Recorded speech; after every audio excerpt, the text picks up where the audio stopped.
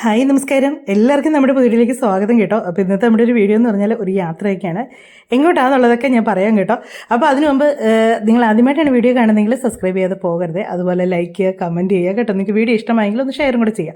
അപ്പോൾ ഇവിടെ നിന്നിപ്പോൾ ഞങ്ങൾ എല്ലാവരും ഉണ്ട്, പിന്നെ എൻ്റെ ആങ്ങളെയും കൂടെ ഉണ്ട് കേട്ടോ, മൂത്ത ആങ്ങള.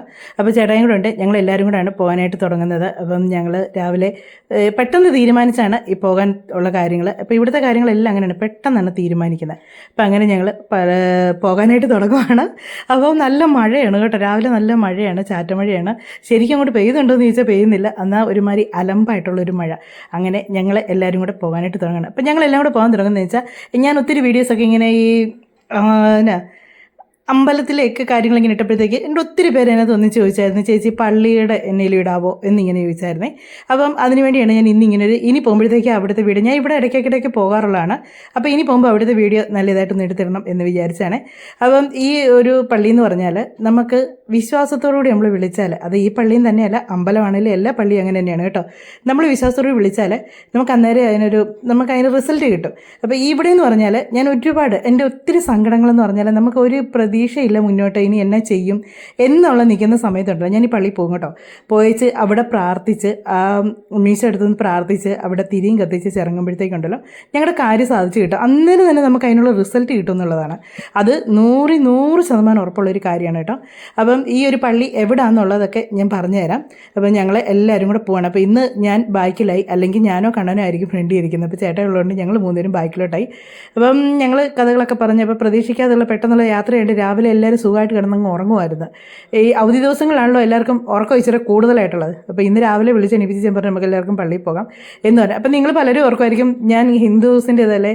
അപ്പം ഞാൻ നേരത്തെ പറഞ്ഞു, ഞാൻ ക്രിസ്ത്യനാണ്, എന്നെ കല്യാണം കഴിച്ചേക്കുന്നതാണ് ഹിന്ദു. പക്ഷേ ഞാൻ അമ്പലത്തിലും പോവും, പള്ളിയിലും പോവും. എനിക്ക് എല്ലാ മതത്തിലും വിശ്വാസമാണ്. എന്നെ ഇതുവരെ ഏത് മതത്തിൽ ഞാൻ വിശ്വസിക്കാൻ പ്രാർത്ഥിച്ചാലും എന്നെ കൈവിട്ടിട്ടില്ല. എൻ്റെ വിഷമ സമയത്ത് എന്നെ താങ്ങി നിർത്തിയിട്ടേ ഉള്ളൂ.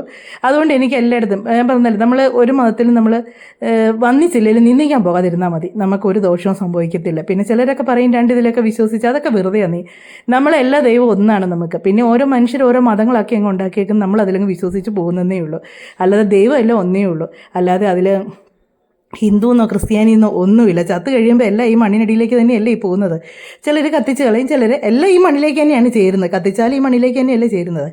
അപ്പോൾ അങ്ങനെയുള്ളൂ. അതുകൊണ്ട് നമ്മൾ ഈ അങ്ങനെ ഒരു ഇതൊന്നും ആരും ചിന്തിക്കേണ്ട. നമുക്ക് വിശ്വാസം ഉണ്ടെങ്കിൽ നമുക്ക് പ്രാർത്ഥിക്കാം. അപ്പം ഞാൻ ഇപ്പോൾ പോകുന്നത് ഇത് പാലാ എന്ന് പറഞ്ഞ സ്ഥലത്താണ്. പാലായിൽ ചേർപ്പങ്കൽ എന്ന് പറഞ്ഞ സ്ഥലത്താണ് ഈ പള്ളിയുള്ളത്. അപ്പം അവിടേക്കാണ് ഞങ്ങൾ പോകുന്നത്. അവിടെയെന്ന് പറഞ്ഞാൽ നമ്മുടെ അസുഖങ്ങൾക്ക്, പിന്നെ പിള്ളേരുടെ വിദ്യാഭ്യാസത്തിന് ഒക്കെ ഒത്തിരി പേർക്ക് അനുഭവങ്ങൾ ഉണ്ടായിട്ടുണ്ട്.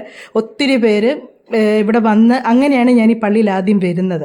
എനിക്ക് ഒരു കൊച്ച് അത് ഒന്നും പഠിക്കില്ലാത്തായിരുന്നു കേട്ടോ, ഒട്ടും പഠിക്കില്ലാത്തായിരുന്നു. അത് 10ാം ക്ലാസ് പരീക്ഷ ദിവസം. ഇപ്പം നിങ്ങൾ പറയും ഓ അങ്ങനെ എന്നിട്ട് അങ്ങ് ഇതായോ.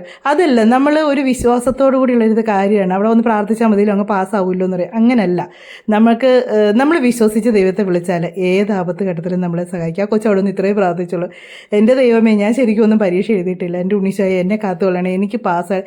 അത് കറക്റ്റ് ഇതിലാണ് പാസ്സായത്, അല്ലാതെ ഒത്തിരി മാർക്കൊന്നും മേടിച്ച് പാസ്സായില്ല. പക്ഷെ അത് അങ്ങനെ പോലും പാസ്സാവും ആരും വിചാരിച്ചല്ലായിരുന്നു. അങ്ങനെ ആ കൊച്ചിൻ്റെ റിസൾട്ട് വന്നു. അതുപോലെ തന്നെ ഞങ്ങളാണേലും ഞങ്ങളുടെ ഒരു വസ്തു കച്ചവടത്തിന് വേണ്ടി ഒത്തിരി അത് കച്ചവടമായി ഉഴപ്പിപ്പോയി.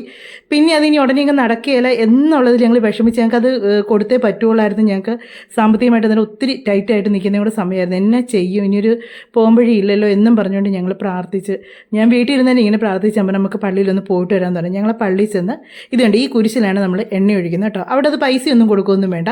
ആ കുരിശിൻ്റെ അവിടെ ഒരു ഉണ്ണീശോയുടെ നേരെ ഫ്രണ്ടിലായിട്ട് തന്നെയാണ് ഈ കുരിശ് വെച്ചേക്കുന്നത്.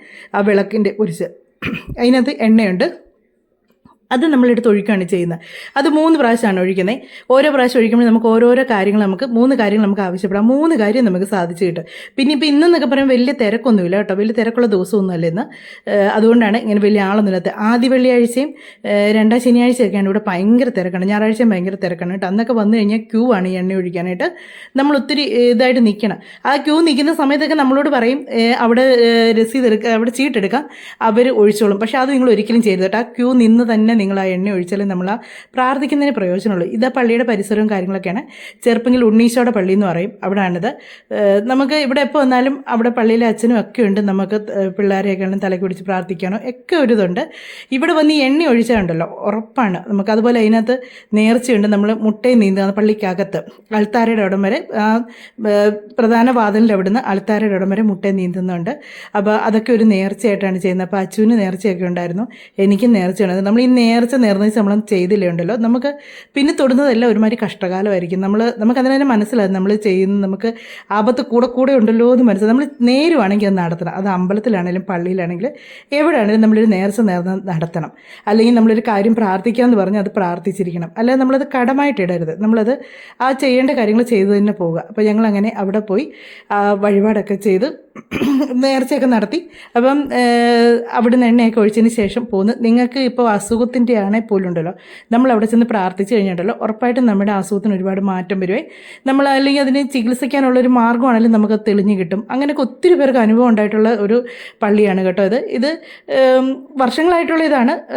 ഞാനൊക്കെ ആണെങ്കിൽ കല്യാണത്തിന് മുന്നേ തൊട്ട് എൻ്റെ ഇളയ ആങ്ങളേക്ക് ഒരു പ്രാവശ്യം അവൻ്റെ ജോലിയുടെ കാര്യത്തിന് വേണ്ടി അവനിങ്ങനെ അവിടെ പ്രാർത്ഥിച്ച്, അത് കിട്ടുമോ ഇല്ലെന്നൊന്നും ഉറപ്പില്ലായിരുന്നു, പ്രാർത്ഥിച്ച് അവിടെ എണ്ണ ഒഴിച്ച് പ്രാർത്ഥിച്ച് വെച്ച് ആ പള്ളിയുടെ സ്റ്റെപ്പ് ഇറങ്ങി വരുമ്പോഴാണ് അവനെ വിളിക്കുന്നത്, നാളെ മുതൽ ജോലിക്ക് കയറിക്കോളാമെന്നും പറഞ്ഞുകൊണ്ട്. അപ്പോൾ അങ്ങനെയൊക്കെ നമുക്ക് ഒത്തിരി അനുഭവങ്ങൾ ഉണ്ടായിട്ടുണ്ട്. എനിക്ക് ഒത്തിരി ഉണ്ട്. അവിടുത്തെ നേർച്ച തന്നെ നമ്മൾ അരിയും കുരുമുളകും വറുത്ത് കൊടുക്കുക, അതൊക്കെ അവിടുത്തെ നേർച്ച നമ്മൾ നേർച്ച നേരും.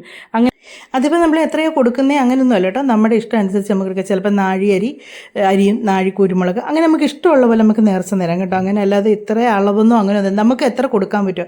ചിലപ്പോൾ നമുക്ക് നമ്മുടെ നിവൃത്തി ഒരു തീപ്പെട്ടിയുടെ ഇതായിരിക്കും, ഒരു തീപ്പെട്ടി കവറിനകത്ത് നമുക്ക് ആ ഒരു ആയിരിക്കും നമ്മുടെ നിവൃത്തി എത്രയാണോ നമ്മൾ അത്രയും നേർന്നാൽ മതി. അല്ലാതെ നമ്മളവിടെ കൂടുതൽ കൊടുക്കുന്നവർക്ക് കൂടുതൽ അനുഗ്രഹം, കുറവ് കൊടുക്കുന്നവർക്ക് കുറവ് അനുഗ്രഹം, അങ്ങനെ ഒന്നുമില്ല കേട്ടോ. എല്ലാവർക്കും അനുഗ്രഹം ഒരുപോലെയുള്ളൂ. അപ്പം നിങ്ങൾ ഇതൊക്കെയാണ് നമ്മുടെ ഇന്നത്തെ വീഡിയോ എന്ന് പറയുന്നത്. നിങ്ങൾ ആരെങ്കിലും ഈ പള്ളി പോയിട്ടുണ്ടെങ്കിൽ പറയുക, അതുപോലെ പോയിട്ടില്ലെങ്കിൽ നിങ്ങളൊന്ന് പോയി നോക്കട്ടെ. ഉറപ്പാണ് അവിടുത്തെ നമ്മൾ വിശ്വസിച്ച് വിളിച്ചാൽ ഉറപ്പായിട്ടും നമ്മളെ കൈവിടുകയല്ല, നമുക്ക് നമ്മുടെ കാര്യം സാധിച്ച് കിട്ടുകയും ചെയ്യും. അപ്പം നമ്മുടെ ഇന്നത്തെ ഒരു വീഡിയോ എന്നൊക്കെ പറയുന്നത് ഇതാണ് കേട്ടോ.